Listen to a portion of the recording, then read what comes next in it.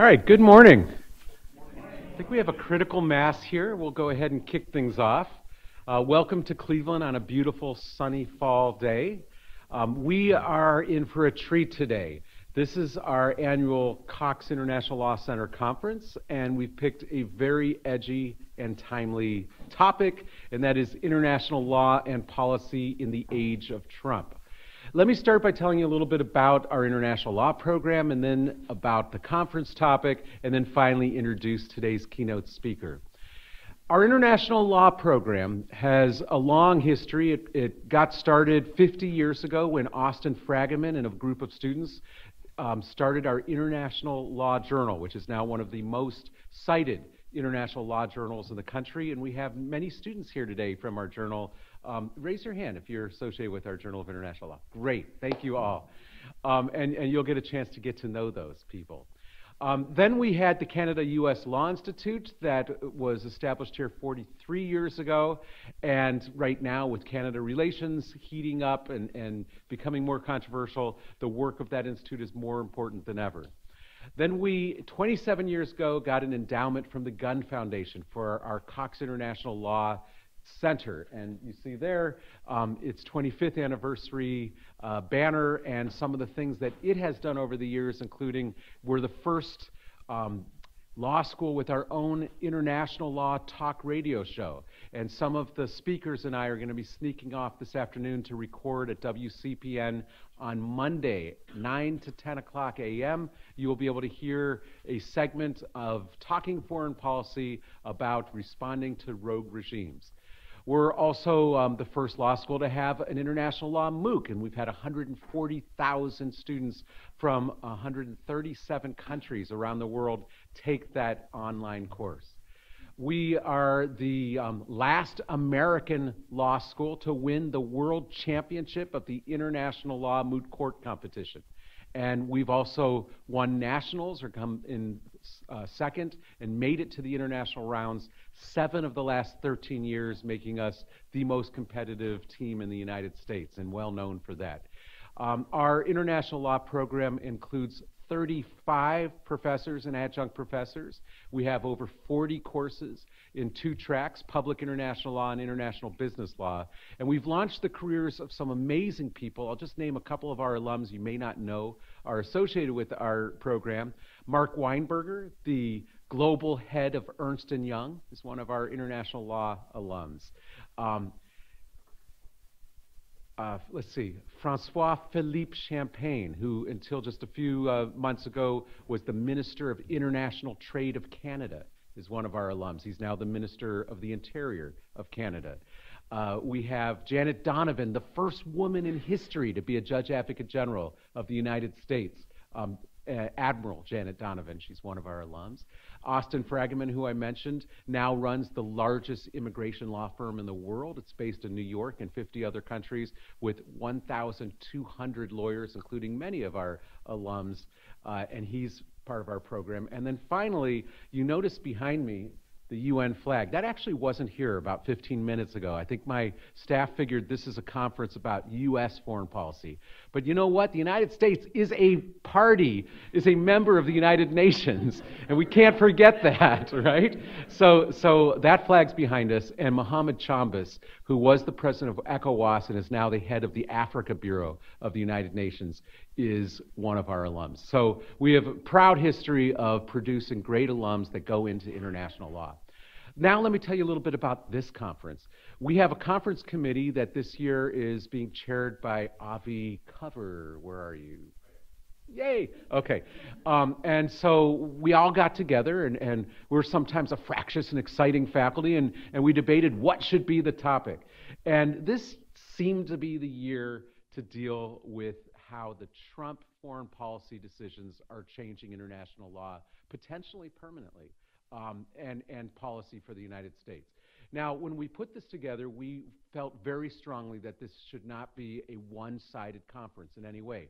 So we enlisted our most high-profile professor, who is a leader in the Federalists, Jonathan Adler, and he made sure that we attracted some very, very good people on all sides of the spectrum, and I want to thank those of you who are new to our program who've come at John Adler's invitation. But we are trying very hard to have a balanced, and therefore I think it's going to be, very timely, and it might also be, a little bit heated, and that's all right. But it's going to be very exciting, I think. Now, we had a professor from Harvard who was the former head of the Office of Legal Counsel at the Department of Justice, Jack Goldsmith, come in a couple of years ago. And he gave a speech that said basically that no matter who is president, international policy, foreign policy, international law doesn't change much. That there's just, the ship of state is just too robust, it's too big to change on a dime, and the civil service and all the experts that are there kind of keep things moving forward in a straight line. And so, the leaders, they just can make incremental changes. Well, guess what, Jack Goldsmith? We have a new kind of president. I don't think anybody would say that about President Trump. And if you look at the last year and a half of what's happened, there have been major changes. We are in a conflict of sorts with a lot of places we probably didn't think we would be.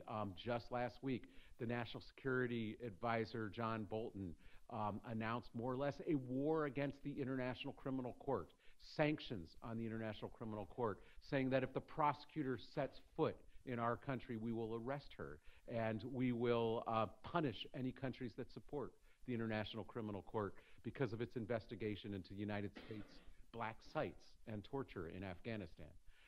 We have Canada, who was our closest trading partner and our closest friend, the longest unsecured safe border in the world. And you have sniping between the two leaders and the potential end of the North American Free Trade Agreement, and who knows where that's going to go. And we'll be talking about that today. We have experts on that. We have rogue regimes everywhere from Syria to Russia, where we are considering, serious sanctions and sometimes use of force, and we'll be talking about that. And we have a major trade war going on with China, where this university has a lot of its lifeblood. We have a great relationship with China and over 2,000 Chinese students on our campus. And of course, we wake up every morning wondering, if the things that Trump is tweeting is going to have an effect on that. So this conference is going to be extremely timely and important. The things that the journal publish are going to be long-lasting and read for years. And I think that a lot of us, who aren't happy about the changes are hopeful that we can change back. But part of what the conference is going to tell us is whether some of these changes are difficult to unravel, that will they make permanent changes to our country, or at least changes that are going to take years and years to change back. So we'll see all of that, and that will unfold over the many hours today. A couple of announcements. We have over 100 people registered. That doesn't include the conference speakers and the students, so we're using an overflow room. So when you are here today, you're only half of the people that are watching the conference. There are a bunch of people upstairs that are watching.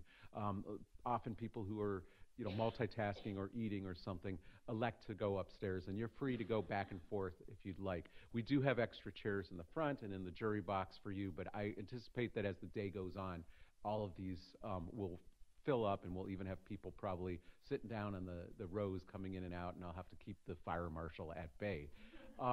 But that's just all exciting, because that's just a sign of how great this conference is going to be. All right, now let me kick things off by introducing our keynote speaker. We have had amazing keynote speakers at our annual conferences, and this is no exception. John Bellinger is somebody that many of you know by reputation. He came to the governmental fore when he became the chief counsel of the National Security Council during the Bush administration. He then became the legal advisor of the U.S. Department of State, one of the most successful legal advisors in the history of the State Department. And that is the chief lawyer who heads an office of over 230 lawyers in main headquarters in Washington and all over the world. And they are making the international law for the government, largely, along with their colleagues in other agencies. John is now a senior partner that focuses on public international law and represents countries for Arnold and Porter in Washington, D.C. He is often published op-eds, long and thoughtful law review articles, and you see him on the news. He is going to be a great keynote speaker, and we're very, very happy to have him here today. John, can you come on up and start things off?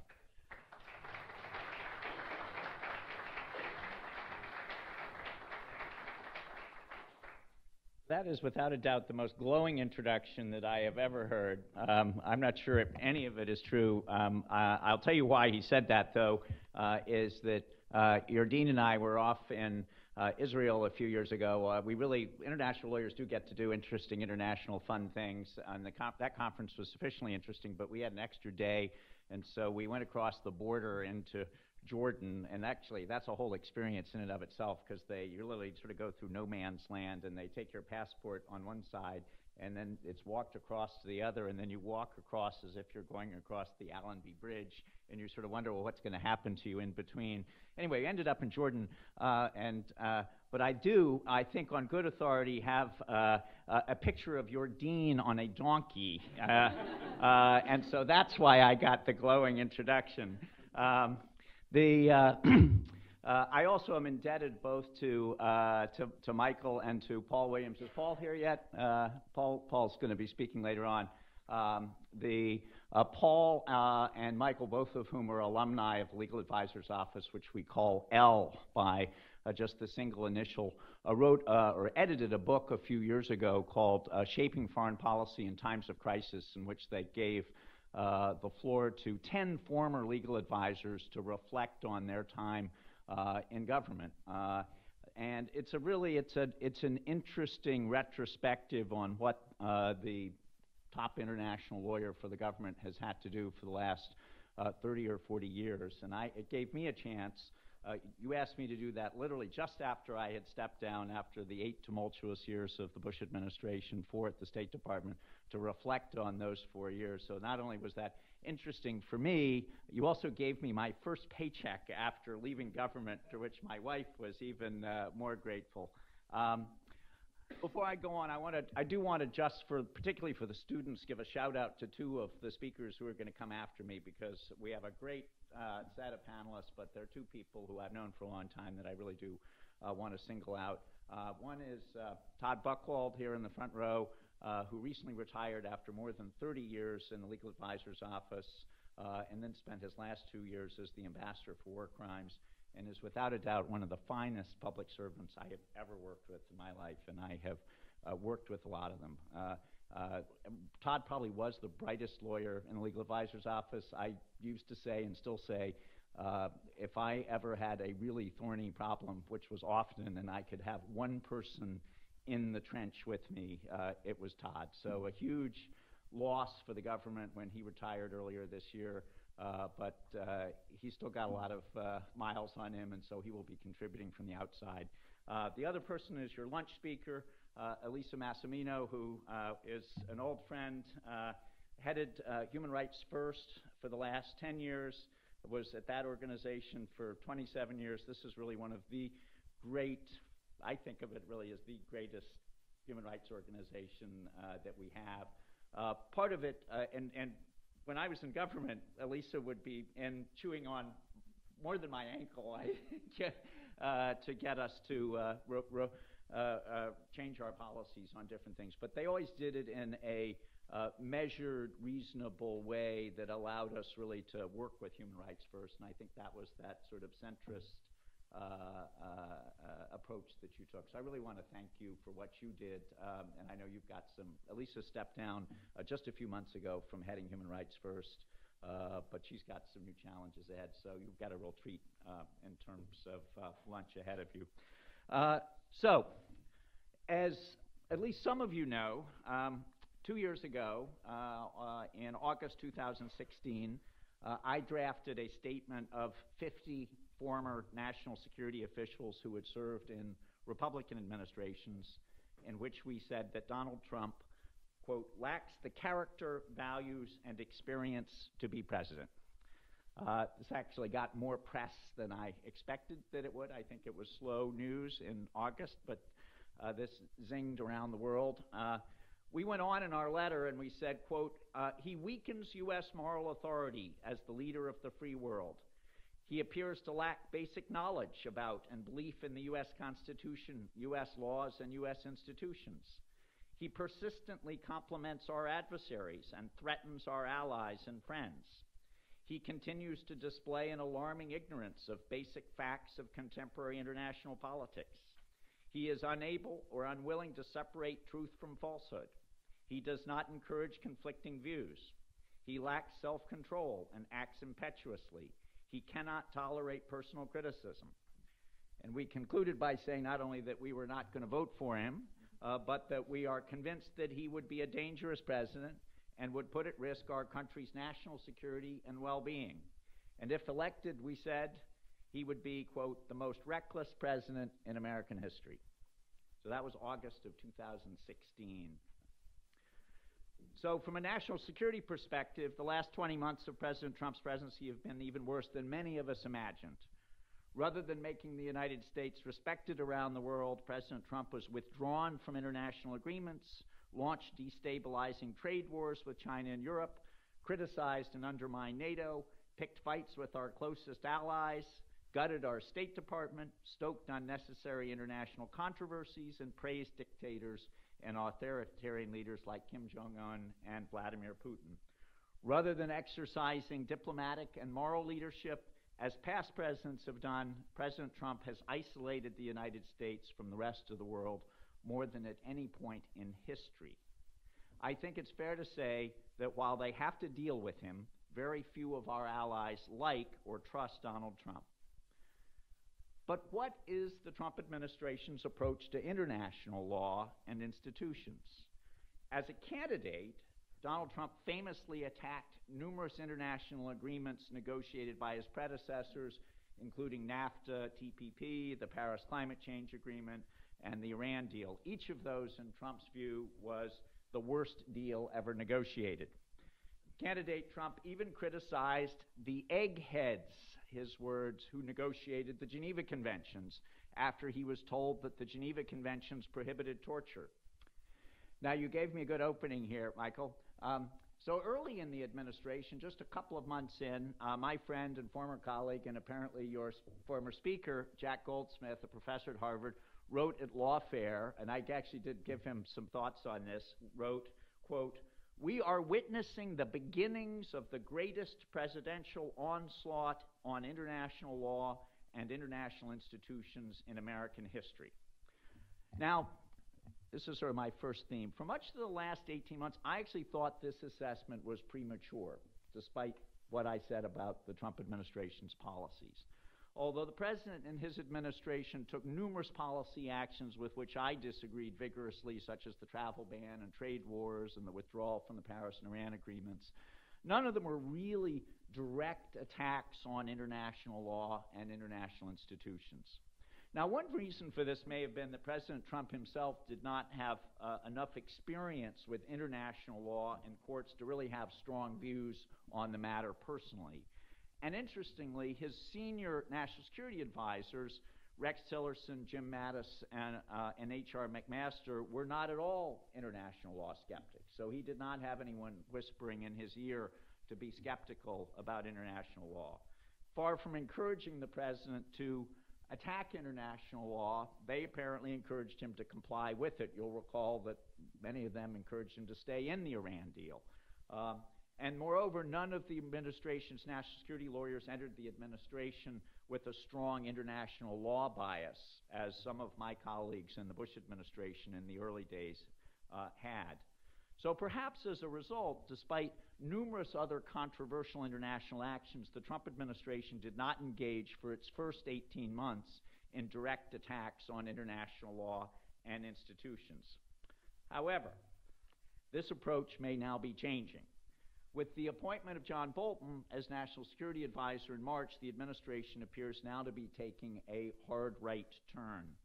John, with whom I worked for 6 years in the Bush administration as his lawyer, is well known for his skepticism, if not hostility towards international law and international institutions. You'll recall that he served both as Undersecretary of State in the first term of the administration and then Ambassador to the United Nations. And as many of you know, Dean Sharp referred to, John gave a major address at the Federalist Society on Monday in Washington entitled Protecting American Constitutionalism and Sovereignty from International Threats, in which he denounced the International Criminal Court and announced the closing of the PLO's office in Washington. John Bolton's speech may in fact reflect the beginning of the presidential onslaught that Jack Goldsmith predicted.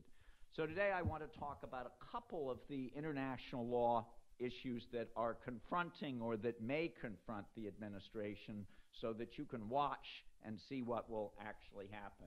And I'm going to try to skim through quickly a couple of topics. First, treaties and international agreements, international courts and tribunals. Briefly, if I have time, a word about use of force, and then I want to end on human rights. So let me start on international agreements and treaties. My other boss, I have another hat in addition to being a partner at a law firm. I'm a fellow at the Council on Foreign Relations, where I run their international law program. And the president of the Council on Foreign Relations, Richard Haass, recently said that if there is a defining doctrine of the Trump administration so far, it is the withdrawal doctrine. The president has withdrawn from the TPP, the Paris Climate Change Agreement, and the Iran deal. He's threatened to withdraw from NAFTA, the WTO, the Korean-U.S. trade agreement, and even the North Atlantic Treaty. It seems clear that President Trump dislikes large multilateral agreements. Although he sees himself as a deal maker, he prefers bilateral agreements which allow the United States to be more transactional, to get something in return. So the question that bears watching is whether the president and the Trump administration will take broader aim at other multilateral agreements and even bilateral treaties. So there's at least some reason to be concerned. Now, this you may not remember, but at the very beginning of the administration, within days after the inauguration, a draft executive order was leaked to the New York Times entitled, quote, Moratorium on New Multilateral Treaties. Now, this draft order expressed concern about a perceived, quote, proliferation of multilateral treaties that purport to regulate activities that are domestic in nature. This was leaked out of the White House. Now, what was interesting is the order cited as examples the Convention on Elimination on Discrimination Against Women and the Convention on the Rights of the Child, neither of which the United States is party to. And the order stated that these treaties are not appropriate matters for international agreements and instead can be used to force countries to, quote, adhere to often radical domestic agendas. So ostensibly to prevent the United States from becoming party to such treaties, this draft executive order would have created a new cabinet-level treaty review committee to review all multilateral treaties which the United States was currently involved in negotiating or had already joined, and to recommend to the president whether the United States should cease participation in negotiations or refuse to sign or even to withdraw from these treaties. Now, although this executive order was never signed, it obviously did reflect the view of at least some in the White House that prior administrations had engaged and potentially become party to multilateral treaties that were not appropriate. Again, as I said, it's ironic that the two treaties that were cited as the basis for the need for this executive order, the CEDAW and the Rights of the Child Convention, the United States had actually never joined because of previous opposition, largely by conservative groups. It also reflected a lack of understanding of the treaty-making process in which the Secretary of State and ultimately the White House seek interagency approval before the United States negotiates or even transmits a treaty to the Senate. So even if this executive order was not signed, the question remains, is the administration engaged in a quieter internal review to determine whether it should withdraw from other multilateral treaties? So watch that spot. And then with respect to treaties more generally, it's important to note that during the last 20 months, President Trump has transmitted only one new treaty to the Senate and has not ratified any treaties that have been approved by the Senate. Furthermore, the State Department has not submitted a treaty priority list. This is what any new administration does, is to submit a list to the Senate of the treaties that are pending to tell the Senate which treaties the administration supports. And in the last 20 months, the Senate has approved only 6 treaties, and President Trump has not ratified any of them yet. So just by way of comparison, during President Bush's first 2 years in office, the Senate approved 20 treaties. During his next 2 years, the Senate approved an additional 33 treaties. And in his second term, while I was legal advisor, the Senate approved an additional 110 treaties, for a total of 163 treaties approved by the Senate during President Bush's 8 years in office. This for a president who was viewed by some as not being supportive of international law. By way of further comparison, during President Obama's 8 years in office, the Senate approved only 20 treaties, so we're on a downward trajectory. Watch this spot with respect to treaties and agreements. Will we see the Trump administration withdraw not just from some of these marquee deals like the Iran agreement and the Paris climate change, but will we in fact see more of an onslaught on international agreements? Let me turn then to the topic of the week, international courts and tribunals. And I want to talk both about the International Criminal Court and about the International Court of Justice. Now, just for the students in the room, and the panelists know this, but just to get everybody on the same page, the United States has had a turbulent relationship with the International Criminal Court. The United States originally supported the concept of an international criminal court, sort of based on Nuremberg. The Clinton administration actively negotiated the Rome Statute, which created the International Criminal Court, but ultimately opposed the text that was agreed to. The Clinton administration actually voted against the Rome Statute, but the text was then agreed by others. The Clinton administration then signed the treaty, but at the same time President Clinton signed the treaty, he actually said, I'm not going to send it forward to the Senate. I used to joke this was an old joke that people don't understand anymore, this is a little bit like smoking without inhaling. And then he passed it on the Bush administration. So that then led to John Bolton's years in office. In 2002,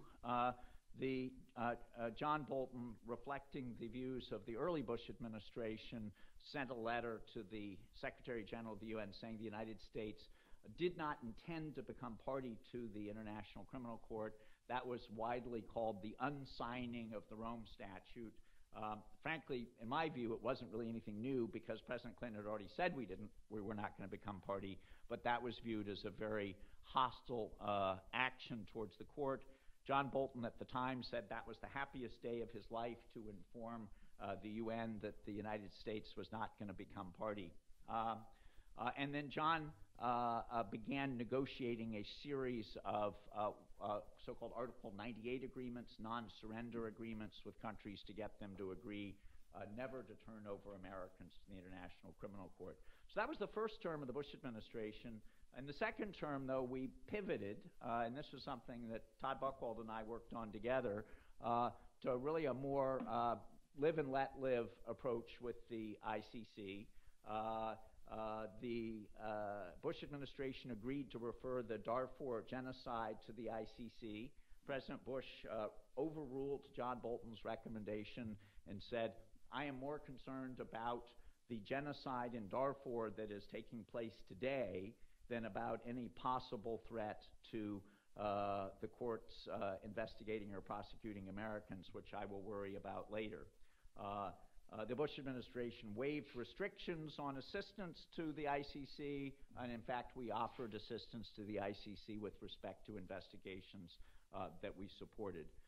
The Obama administration then continued that sort of pragmatic live and let live approach with the court, offering assistance for certain investigations while still continuing to dispute the court's jurisdiction over Americans. So with that backdrop, somewhat surprisingly, given historic conservative opposition to the ICC, the Trump administration did not criticize the ICC for its first 20 months. That did surprise me. That's part of where I had not seen until recently this presidential onslaught.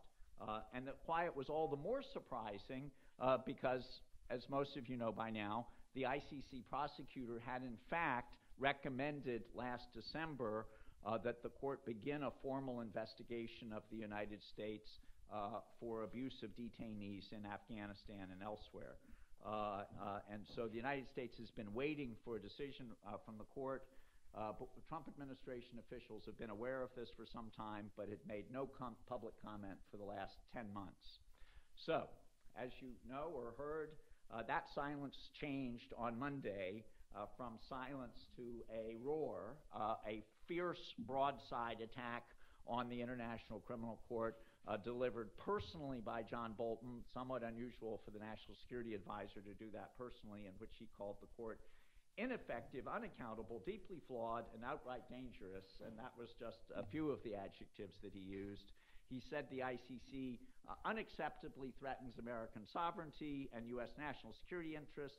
He criticized the prosecutor's request to start an investigation as utterly unfounded and unjustifiable, and he said the United States will, quote, use any means necessary to protect our citizens and those of our allies from unjust prosecution by this illegitimate court. Specifically, he said the court will not cooperate with the ICC and will provide no assistance to the court. And if the ICC, quote, comes after the United States, he said the U.S. will fight back by banning its judges and prosecutors from entering the United States, freezing their assets, and prosecuting them in the U.S. criminal justice system. And the U.S. will do the same for any, quote, company or state that assists in an ICC investigation. And he also said the U.S. would negotiate even more binding non-surrender agreements and take steps in the UN Security Council to constrain the ICC. Now, unfortunately, and some of you may have seen, I wrote about this earlier in the week, the prosecutor really brought this onslaught down on herself by, I think there is some fault on both sides here, by, this really was a case of waving the red flag in front of the bull. She invited this attack by asking the court to open a criminal investigation. No American administration, Republican or Democratic, is going to fail to respond to a threat of prosecution of its military personnel. And of course, this is an election year. So this was an easy softball for the Trump administration to hit. Remember that back in 2002, another election year, when Congress passed the American Service Members Protection Act, which was this violently anti-ICC piece of legislation which prohibited any U.S. assistance to the court, and also had this famous provision that preemptively authorized the use of force to free Americans in the Hague, the so-called Hague Invasion Act, that John Kerry and Hillary Clinton voted for that legislation. So this is unfortunately what happens in election years. It's very hard even for Democrats to vote against something called the American Service Members Protection Act. So on the other end of the spectrum, very easy for John Bolton just to sort of hit this out of the park with this threat from the prosecutor in the election year. So it's unfortunate that the Trump administration seems to have decided that no matter whether the court moves forward with its investigation, that it's going to cut off all assistance. That basically, I mean, I feel fairly personal about this because this undoes all of the work that I did in the second term of the Bush administration to try to put things on a more even keel. And that seems to be just the base of what John Bolton is saying. We're going to stop all cooperation with the court.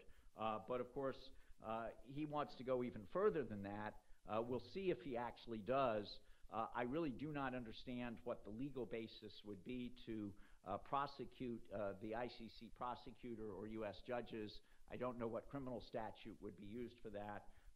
And then to freeze their assets, he would have to use the International Emergency Economic Powers Act, IEPA, and declare a national emergency justifying the freezing of the assets of the judges and prosecutors. So candidly, and I would love to see the reporter's backstory on this, it's hard for me to see that the Treasury Department or the Justice Department could possibly have signed off on that. So, and it was interesting, Todd Buckhald and I were talking about this when the State Department spokesman was asked about this the day after John's speech of what is the basis for those legal threats. Instead of defending them, she said, go ask the White House. So, just to end that part in the ICC, I'll say I can imagine that many judges will want to double down and to go forward with the investigation. I hope they do not do that. The courts has a panel of judges that has to decide whether to move forward with this investigation, and I hope they will not move forward at this point, because if they do, it really will end up hurting the court and the cause of international justice. From what I understand, the court is likely to move forward, however, and so I think we really are going to enter into a period of essentially a Cold War or worse, a hot war really between the United States and the court over the next few years. Let me turn to something you may know less about, which has not happened yet and is worth watching, and that's the other principal court in The Hague, the International Court of Justice. So for the students, and I know those of you on the journal, most of you know this, but remember there are a number of courts, but the International Criminal Court prosecutes people for war crimes. The older court is the World Court, the International Court of Justice, which hears disputes between countries. So here's the part you may or may not know. Right now, there are two actions against the United States brought by Iran. Iran has sued us not once but twice before the ICJ, both under the aptly named Treaty of Amity between the United States and Iran. I will note it is the 1955 Treaty of Amity between the United States and Iran. So the first case was actually brought during the Obama administration in June 2016, in which Iran sued the United States for seizing its central bank assets to pay a counter-terrorism judgment. And Iran said, with some good reason, that those were sovereign assets that could not be seized. However, our Supreme Court, interpreting U.S. domestic authorities, concluded that they could, and so Iran then sued the United States. That case has been being briefed for 2 years now. The arguments are going to be in October. So that had been sort of bubbling along. But then, after the president pulled out of the Iran deal, in July of this year, Iran sued the United States again under, the Treaty of Amity, saying that the president and the administration of the United States had violated the Treaty of Amity by pulling out of the Iran deal and imposing sanctions on Iran. And they've gone farther. This is really quite remarkable. Iran has asked for what are technically called provisional measures, but is really an injunction. They have asked the World Court to enjoin the United States from pulling out of the Iran deal. The United States has briefed that case, had arguments in The Hague at the end of August that were argued by my successor, the current legal advisor, Jennifer Newstead, who I will note actually is the first woman legal advisor in history. It was a long time coming, but she's quite good. And so what's been happening is that the United States and the Trump administration has been vigorously defending these actions against Iran, just as the State Department has historically done. I had defended the United States in the Medellin case, which some of you may have studied. But so here's the issue to watch. If the court rules against the United States at the jurisdictional phase of either of these cases, or if it were to take really the unthinkable step of trying to enjoin the United States from pulling out of the Iran deal, you can imagine the result from the Trump administration and from John Bolton. Now, so interestingly, we have all these same judges in the same milieu over in The Hague. So the ICC judges have just been threatened with criminal prosecution by the Trump administration. The ICJ judges who are hearing these two Iran cases are looking at all of this. And so what are they going to do? You will recall your long ago history that back in the Reagan administration, the last really, I think, conservative Republican administration, the U.S. pulled out of the Nicaragua case before the World Court when, over U.S. objections, the court asserted jurisdiction over the United States. And the Reagan administration just said, we're out of here. And they just pulled out of the case. So watch to see what happens with respect to these two cases. If what will really precipitate it is if the court rules against the United States in these provisional measures and asserts jurisdiction over the United States, the Trump administration will be tempted, I think, I hope they will not, but to simply pull out. And then that would be really damaging to the United States if they do so. So watch that spot. I'm going to just say a very brief word about use of force and then end up on human rights. I am not going to get into the, but it's worth talking about, issues involving use of force against terrorists and counterterrorism policies, which are obviously the defining controversial features of both the Bush and the Obama administration. The Bush administration, obviously, with respect to detention, and the Obama administration with respect to drones.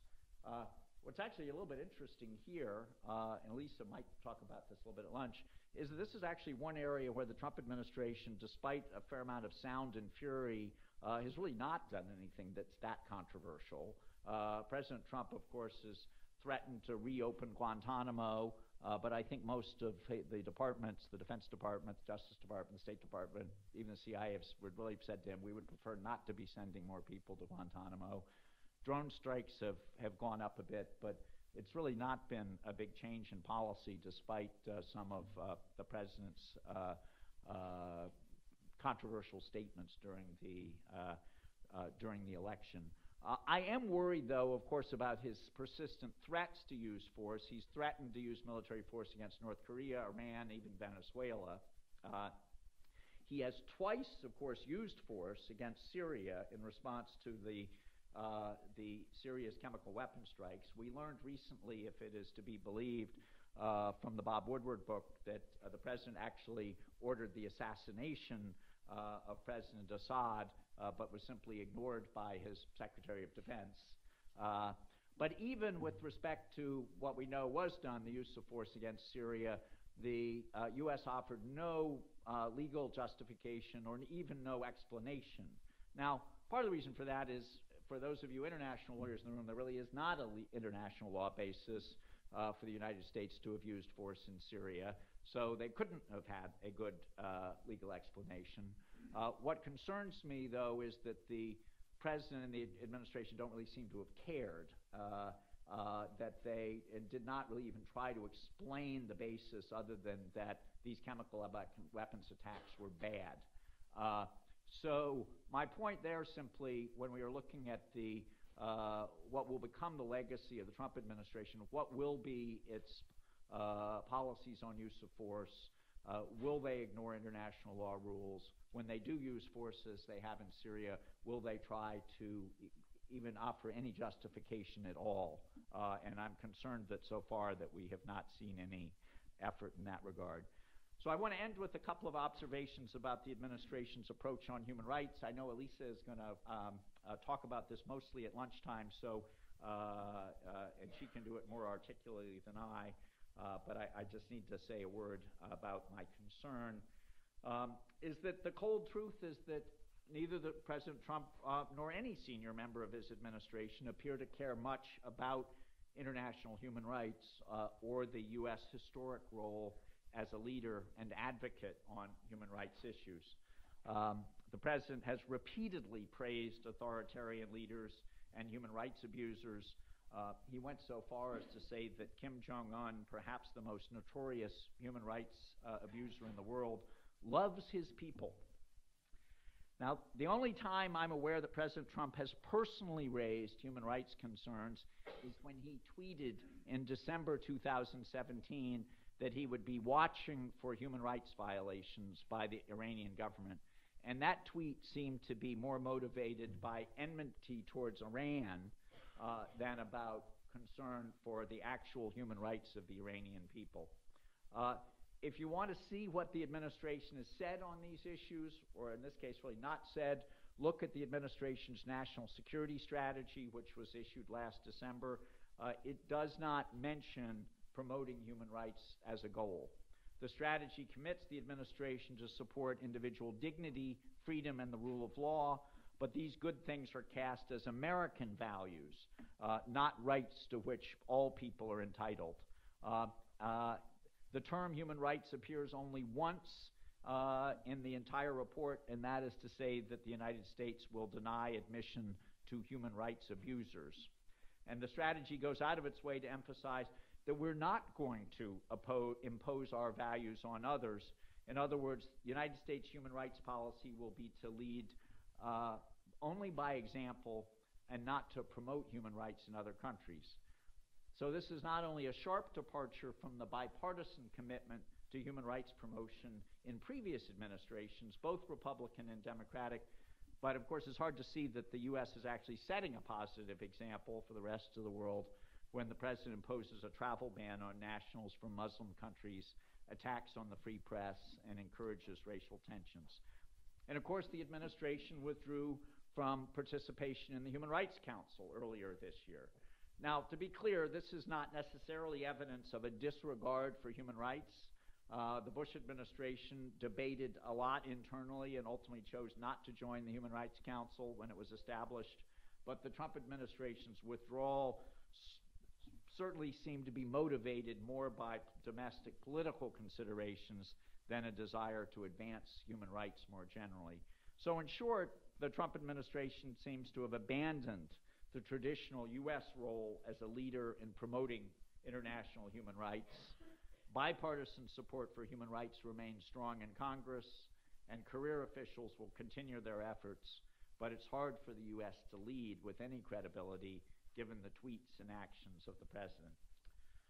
So, in conclusion, let me say I think it is still too early to tell whether we are witnessing, as Jack Goldsmith said, the greatest presidential onslaught on international law and international institutions in American history.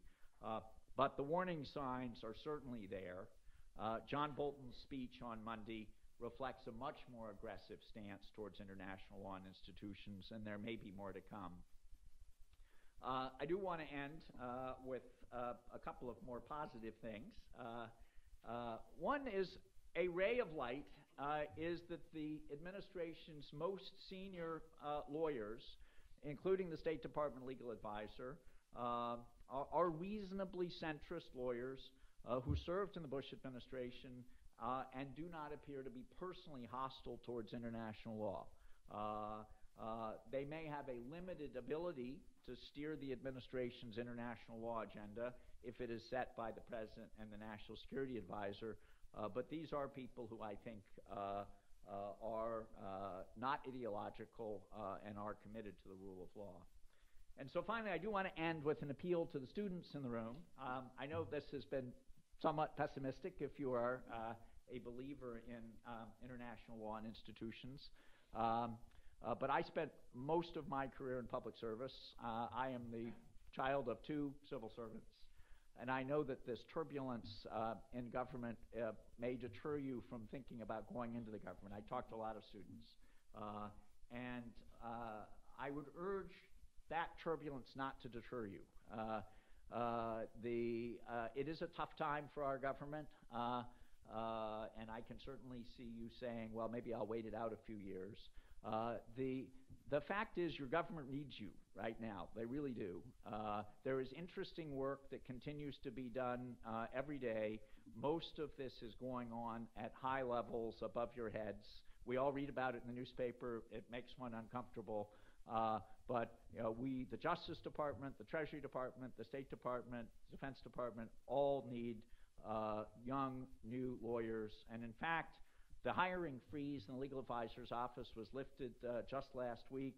I've had calls saying, please send the best lawyers you can. We need them. So I do hope for the students, at some point you will spend some time in public service. I look around the room at the L lawyers, those of us who have served in government. It's it's rewarding at any time. It is a tough time right now, but I really do hope you will consider serving. So thank you all. It looks like a great conference, and I thank you for letting me kick it off.